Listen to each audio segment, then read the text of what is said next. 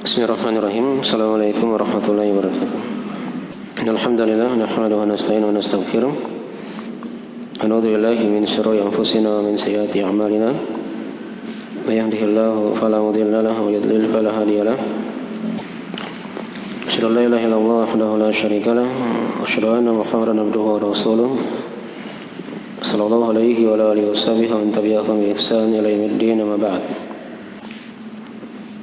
Masyaallah ikhwani wa fatifillah rahimani wa rahimakumullah. Pada malam hari ini kita akan selesaikan dari pembahasan kitab Sittatul Mawadhi minas Sirah. Ya. Dari kelanjutan tempat yang ke-6 seputar kisah orang-orang yang murtad. Tapi ini sesi yang terakhir ya dari pembahasan buku ini. Sudah diterangkan oleh penulis ada 4 contoh kasus dari orang yang murtad di masa Nabi SAW dan setelah Nabi SAW wafat. Kita ulang sedikit ya dari pembahasan sebelumnya. Yang pertama, ada bentuk murtadnya, dia mendustakan Nabi Muhammad SAW. Dia kembali menyembah berhala. Dan dia katakan, andai kata dia adalah Nabi, maka dia tidak akan mati. Ya. Jadi tatkala Nabi Muhammad SAW wafat, maka mereka murtad. Itu kasus pertama. Kasus yang kedua,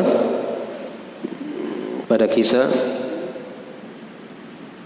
orang-orang yang mempercayai Musailamah al-Kadzdzab. Dia bersyahadat, tapi dia mengakui kenabian Musailamah al-Kadzdzab. Nah, maka dia juga apa? Murtad. Dia telah mendustakan ayat Al-Quran dan hadis Nabi tentang penjelasan bahwasanya Nabi Muhammad SAW adalah akhir para nabi. Nah, ketika dia tambah di situ ada nabi yang lain setelah Nabi Muhammad SAW, maka hukumnya apa? Murtad. Kasus yang ketiga yaitu kasus orang yang mengucapkan juga syahadat la ilaha illallah Muhammadar Rasulullah, tapi dia membenarkan siapa? Tulaiha, ya, yang mengaku sebagai nabi juga. Maka orang yang membenarkan Tulaiha ini juga dihukumi sebagai apa? Orang yang murtad, walaupun dia sudah mengucapkan syahadat la ilaha illallah. Kasus yang keempat yaitu orang yang membenarkan Al-Ansi, ya, Al-Aswad Al-Ansi. Al-Aswad Al-Ansi juga dia mengaku sebagai nabi di akhir masa Nabi Muhammad SAW. Nah, maka dia juga dikatakan apa? Orang yang murtad. Jelas ini ya? Baik. Jadi ini sudah 4 kasus ya. Jadi orang yang mendustakan Nabi, kembali menyembah berhala setelah Nabi SAW wafat, ya, itu jelas sebab murtadnya kan. Yang kedua tadi, orang yang menetapkan kenabian Musailamah al-Kadzdzab, juga jelas sebab murtadnya. Ya, kedua, ketiga, keempat ini sama semua.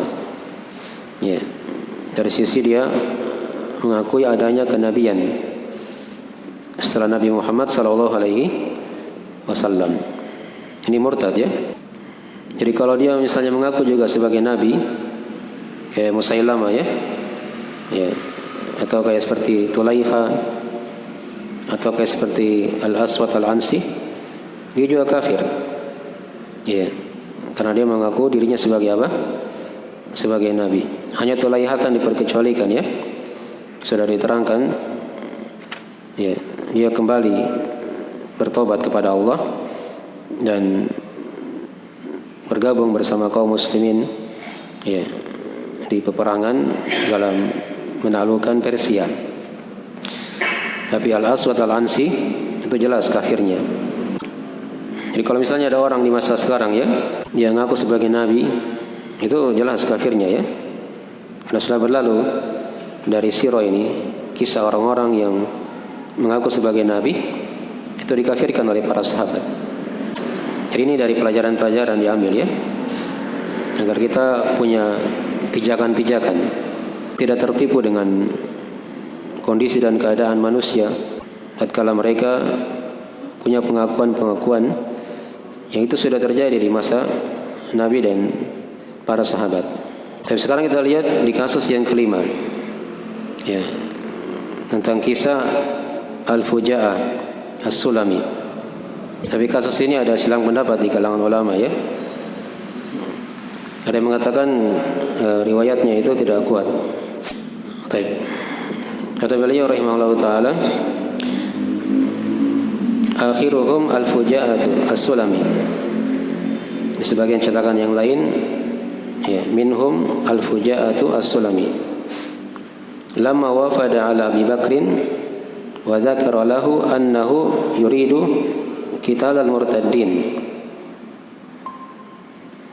wa talaba min Abi Bakrin. Di cetakan lain dikatakan wa yatlubu min Abi Bakrin ayyamuddahu fa'atahu silahan wa rawakhil fasta'rada Sulamiyyu al-muslima wal kafir ya'khudhu amwalahum fajahaza Abu Bakrin jaishan likitalihi falamma ahassa bil jaish qala li amirihim anta amiru Abi Bakrin wa ana amiruhu falam akfur. Di catatan lain dikatakan walam akfur pakai waw ya. Nah, faqala in kunta shadiqan fa'alqi silah fa'alqahu faba'atha bihi ila Abi Bakrin fa'amara bitahrikihi bin nar wa huwa hayy. Kita baca kisahnya. Ini kasus yang kelima ya, kata Syekh. Dan yang terakhir dari mereka, dari contoh orang-orang yang murtad di sini ya, yaitu Al-Fuja'ah As-Sulami. Al-Fuja'ah As-Sulami nama lengkapnya Al-Fuja'ah Ibnu Abdillah As-Sulami ya. Lamma wafada ala Abi Bakrin, tatkala dia datang menghadap menemui Abu Bakar, maksudnya Abu Bakar As-Siddiq ya, radhiyallahu ta'ala anhu, khalifah Rasulullah sallallahu alaihi wasallam. Jadi ini di masa pemerintahan siapa?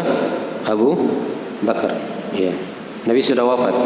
Wa dzakara lahu annahu yuridu qital al-murtaddin. Dan si Fuja'ah ini dia menyebutkan pada Abu Bakar bahwasanya dia ingin memerangi orang-orang yang apa? Yang murtad. Wa talaba min Abi Bakar. Di catatan lain dikatakan wa yatlubu min Abi Bakar. Dan dia minta dari Abu Bakar As-Siddiq agar Abu Bakar ini ayyamuddahu ya, mendukungnya begitu ya. Fa'atahu silahan wa rawakhil. Maka Abu Bakar memberinya persenjataan dan hewan-hewan tunggangan kendaraan ya. Kalau di masa dahulu mungkin kuda gitu ya, atau onta. Nah, fasta'arada Sulamiyyu al-muslima wal kafir. Tapi As-Sulami ini, Al-Fuja'ah As-Sulami, membabi buta, membunuh sembarangan, sehingga dia membunuh muslim dan juga membunuh orang kafir. Ya, ya'khudhu amwalahum. Lalu dia mengambil harta-harta mereka. Nah, tadi katanya mau ingin memerangi orang murtad, tapi prakteknya dia malah membunuh sembarangan. Ya, sampai ada orang muslim juga yang dibunuh. Lalu dia rampas harta-harta mereka. Ya. Ini pelanggaran-pelanggaran ya dari Al-Fuja'ah As-Sulami ini. Nah, maka kata Syekh, fajahaza Abu Bakrin jaishan likitalihi. Maka Abu Bakar As-Siddiq radhiyallahu taala anhu menyiapkan pasukan untuk membunuhnya. Membunuh siapa? Al-Fuja As-Sulami. Ya, Abu Bakar sudah dapat laporan ya, bahwasanya Al-Fuja As-Sulami sudah membunuh sembarangan. Falamma ahassa bil jaish qala li amirihim. Ya, tatkala Al-Fuja As-Sulami ini bertemu dengan pasukan yang dikirim oleh Abu Bakar As-Siddiq tadi itu, maka dia berkata kepada pemimpin pasukan itu, "Anta amiru Abi Bakar wa ana amiru." Kamu adalah pemimpin pasukan yang dikirim oleh Abu Bakar dan aku juga pemimpin pasukan. Jadi sama-sama pemimpin pasukan. Kata Al-Fuja As-Sulami, "Falam akfur." Tapi aku tidak apa? Tidak kafir. Faqala in kunta shadiqan fa'alqis silah. Maka berkatalah pemimpin pasukan yang dikirim oleh Abu Bakar As-Siddiq ini, ya, jika kamu jujur maka lemparkanlah senjatamu. Ya, fa'alqah, maka si Al-Fuja ini dia melemparkan apa? Senjatanya. Fa ba'atha bihi ila Abi Bakar, maka dia dikirim kepada Abu Bakar As-Siddiq. Fa amara bi tahrikihi bin nar wa huwa hayy. Lalu Abu Bakar As-Siddiq memerintah untuk membakarnya dengan api dalam keadaan dia masih apa? Hidup. Ya. Ini kisah ada silang pendapat ya di kalangan ulama. Di sini Syekh rahimahullah taala membawakan di akhir dari kisah orang-orang yang murtad ini. Ini kisah yang kelima ya. Nah, dari contoh kasus orang-orang yang apa? Yang murtad. Karena dia telah menghalalkan darah seorang apa? Muslim. Ya, dibunuh sembarangan di situ. Tapi para ulama ada yang menghukumi kisah ini sebagai kisah yang lemah. Ya, kisah yang tidak kuat ya. Karena di sini diterangkan tadi ya, Abu Bakar membakar orang ini dengan api. Sedangkan Nabi SAW bersabda dalam hadisnya itu, la yu'adzibu bin nar illa rabbun nar. Ya. Tidak boleh ada seorang yang menyiksa dengan api kecuali Robnya api. Kecuali Robnya apa? Api. Maksudnya apa itu hukumnya? Apa hukum membakar makhluk dengan api? Hah? Hukumnya apa? Haram ya, tidak boleh. Nah di sini Abu Bakar As-Siddiq dia bakar orang ini. Ya. Jadi zahirnya bertentangan, gitu ya. Itulah kata para ulama, kisah ini adalah riwayat yang lemah ya, yang tidak kuat. Disandarkan kepada Abu Bakar As-Siddiq. Tapi kata para ulama yang menguatkan riwayat ini, yang dikata dia kuat, maka di sini diberi udzur ya pada Abu Bakar As-Siddiq. Bahasanya hadis tentang larangan menyiksa dengan api itu belum sampai kepada siapa? Kepada Abu Bakar As-Siddiq radhiyallahu taala anhu. Ini kata kisahnya apa? Sahih. Ya. Yang jelas di sini Syekh rahimahullah taala tidak dipermasalahkan ketika beliau membawakan kisah ini. Ya. Karena kenapa? Nah, ini ada pembahasan di kalangan ulama hadis ya.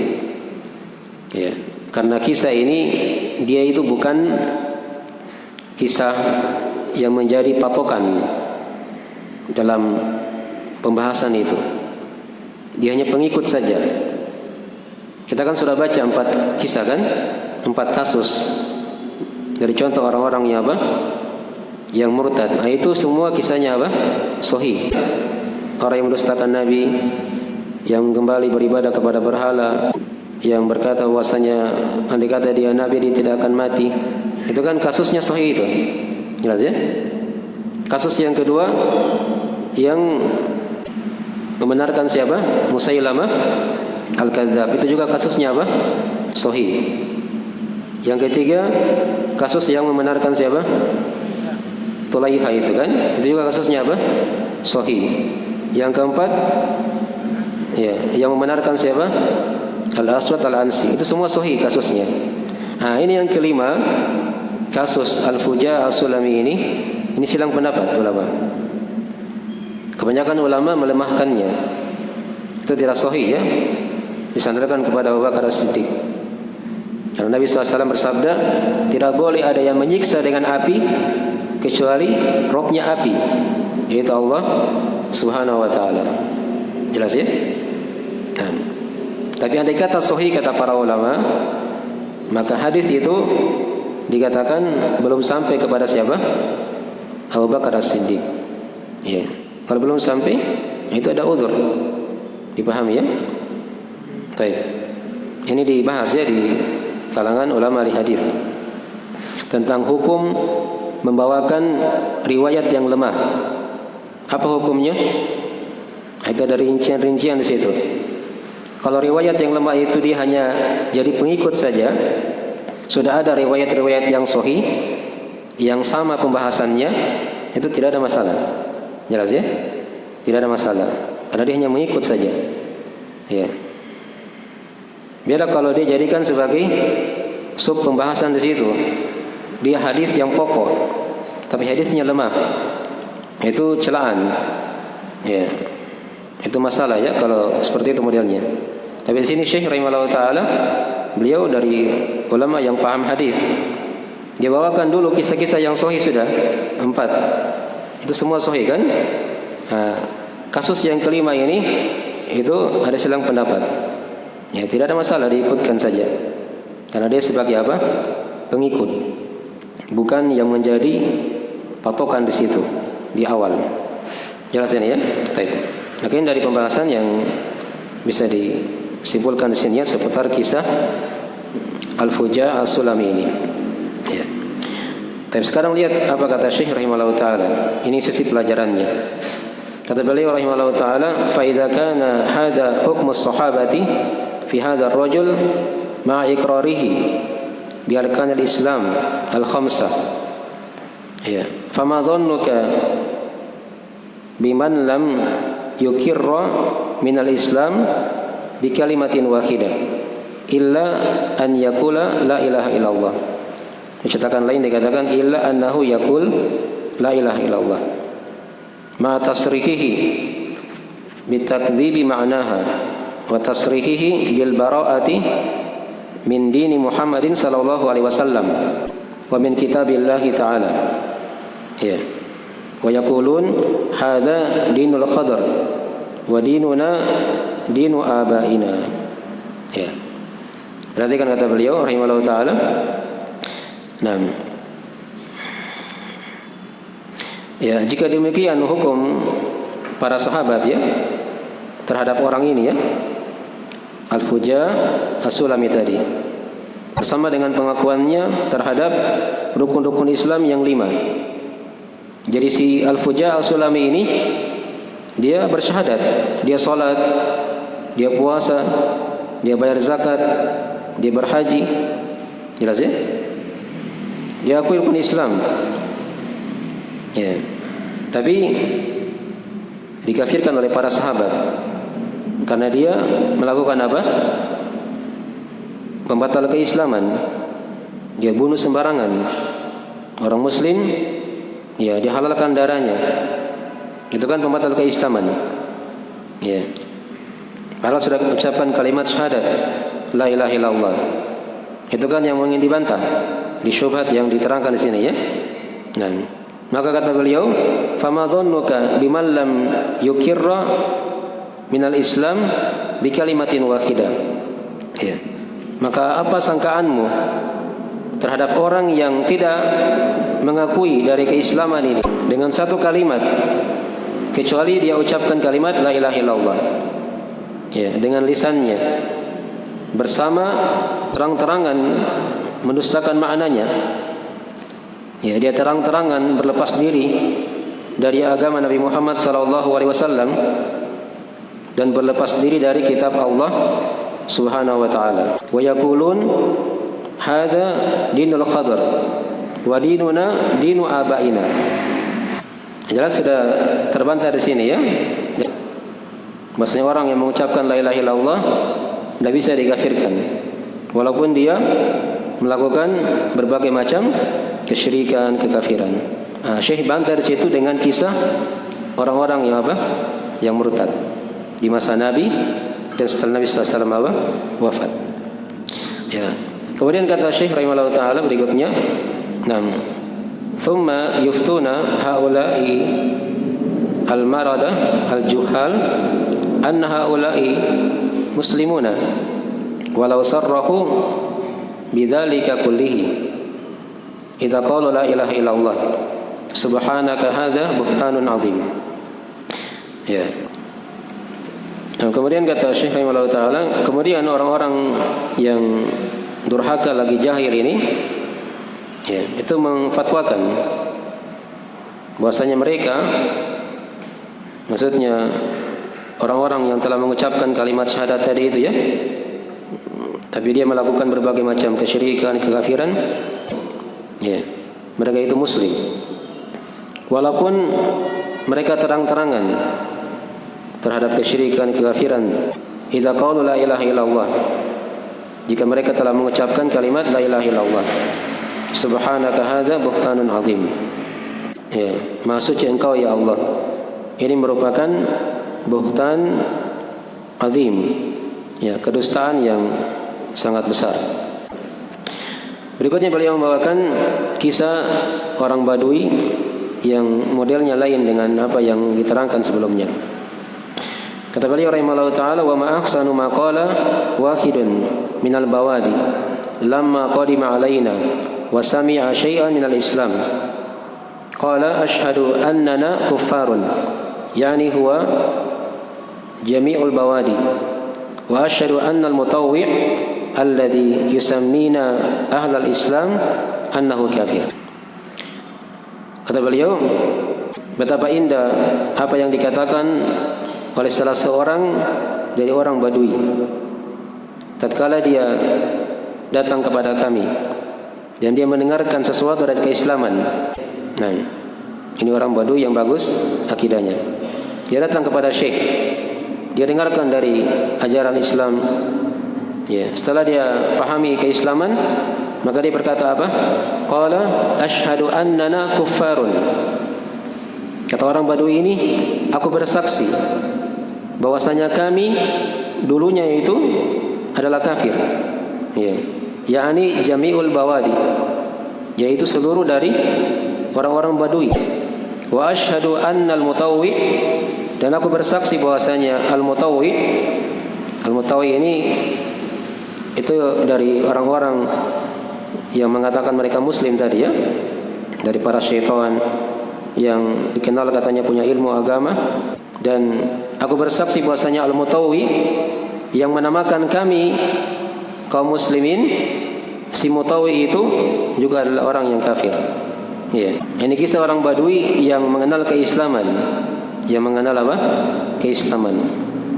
Ya. Jadi tatkala dia mendengarkan keislaman, dia hadir di majelis penulis ini, Syekh rahimahullah taala.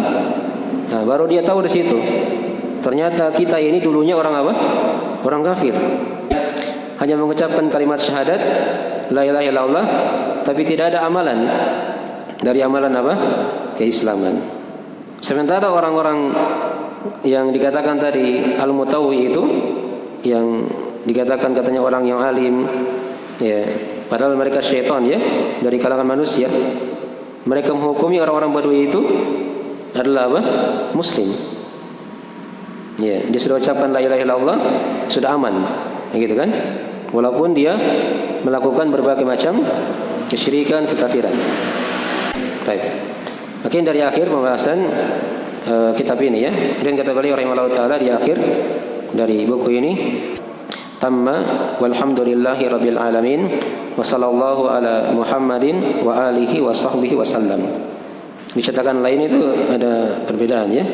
Dikatakan situ wa sallallahu ala sayyidina Muhammad, langsung begitu. Tidak ada kalimat-kalimat yang tambahan tadi. Dengan ini telah selesai ya Alhamdulillahirabbil alamin. Jadi kesimpulan dari pembahasan tempat yang ke-6 ini kita berikan ya dari poin-poin pembahasan.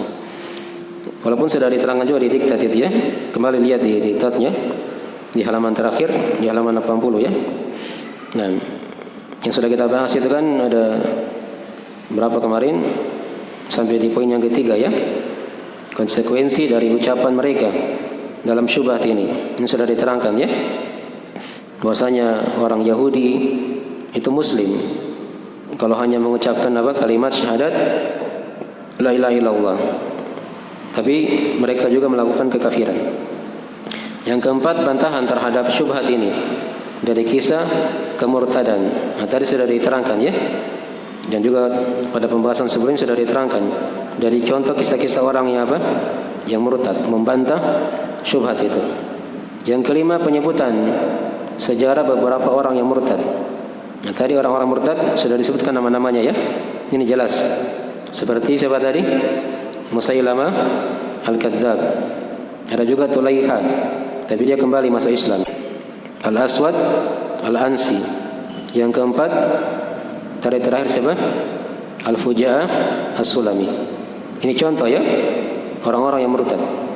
Nah, yang keenam, pemahaman orang Badui yang telah mengenal keislaman. Nah, tadi sudah diterangkan. Jadi orang Badui kalau dia tidak belajar itu tidak cukup ya. Dia hanya mengucapkan kalimat la ilaha illallah, tapi dia mengumpulkan berbagai macam kesyirikan, kekafiran. Dan ketika dia belajar sama Syekh, baru mereka tahu kita ini dulunya ternyata bukan muslim. Ya, kafir begitu ya. Baru dia sadar itu.